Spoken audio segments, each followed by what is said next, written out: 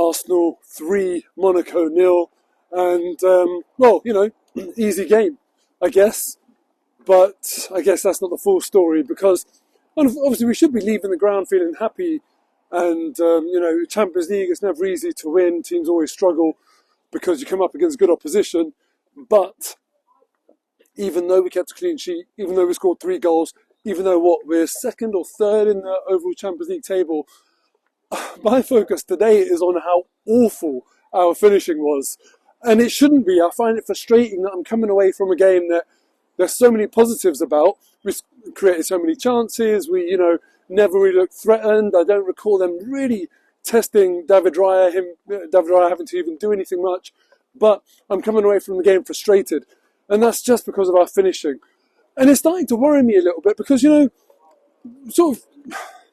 have to talk about Gabriel Jesus today. When he first came into the club, he actually started off all right. And yes, there were criticisms of him when he left Man City. And it's actually kind of similar with Zinchenko as well. When Zinchenko first came in, maybe it's reflective of where Arsenal were prior to Arteta. We weren't in a good place. And Gabriel Jesus and Zinchenko, they came in and it looked like they raised our level. So they looked very, very good. Zinchenko looked like he could actually defend.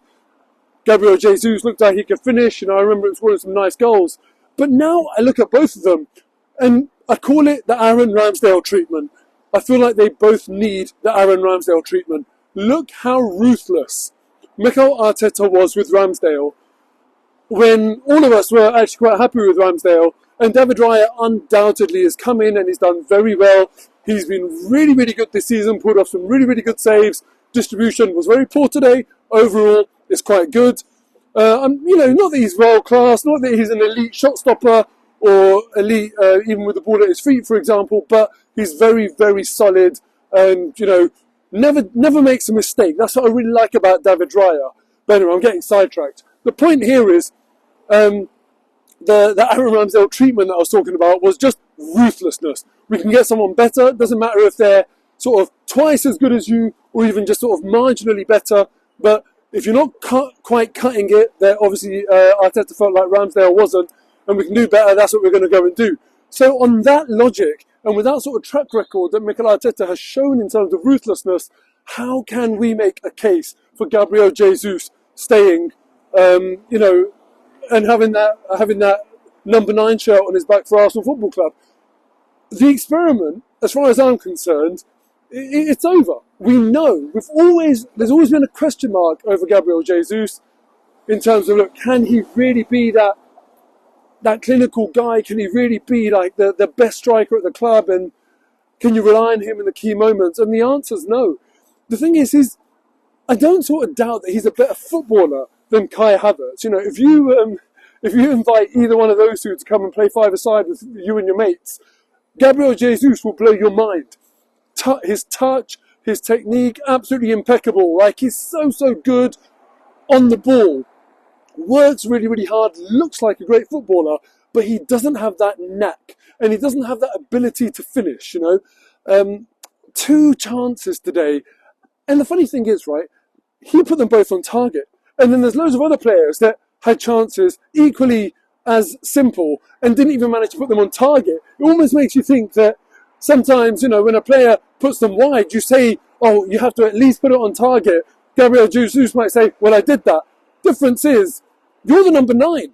You're the striker. So when Martin Ødegaard goes through and doesn't put it on target, his bread and butter is not scoring goals. His bread and butter is making the team tick. He leads the press. He creates chances. He pulls defenders out of position, etc., and creates gaps.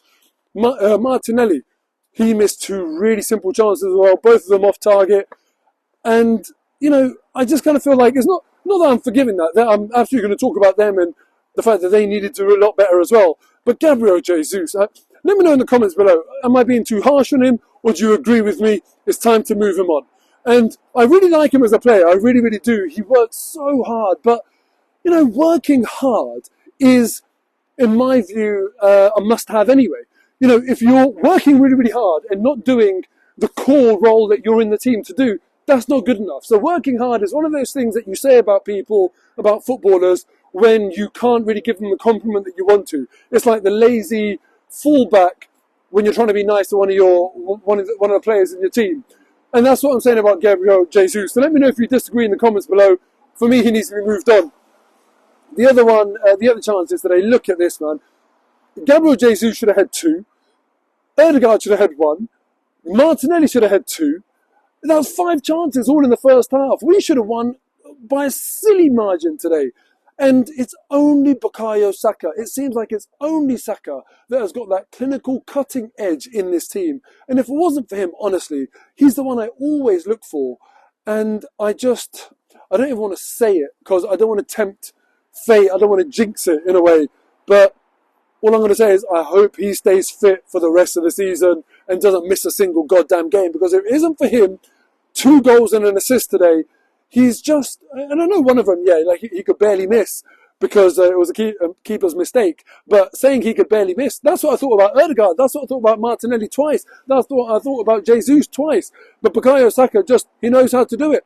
We do not have enough clinical players in this team, and it shows. When we look at our reliance on set pieces, maybe that's because, we're not actually that clinical in open play. On the other hand, I say that, and I think, just this month alone, we've had games where we've scored 5 before and stuff. But overall, I think we know that we need more clinical players in this team. We need more players that in front of goal, you expect them to score rather than sort of being on the edge of your seat because you don't know what's going to happen. And for me, Saka's the only one that fits that bill. With Jesus, even with Havertz, Ødegaard, Martinelli, they're all those players where you think, I'm not sure. Trossard, to be fair to him, more often than not, is reliable. But, I still feel like when we're talking about elite finishers, like properly world-class finishers, we don't have enough in the team. I'd like us to go out in January and add. I know it's going to be hard to move Jesus on in January, but as far as I'm concerned, Jesus needs to go, as far as I'm concerned, and we need to get in a proper striker that can be dependable and clinical. Anyway, 2 games left in this format. I really, really hope we win the next game.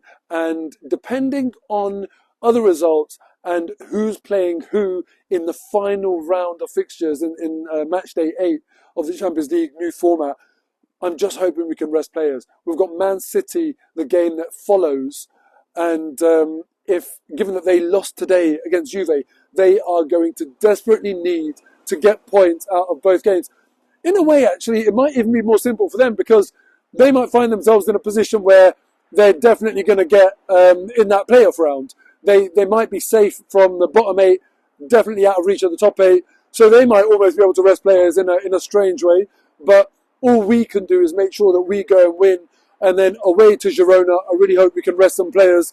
That won't be easy. Liverpool, beat them 1-0, and Girona aren't a bad outfit. So we need to make sure that we've got it all wrapped up. Anyway, I'm off. Take care. See you next time. Up the Arsenal.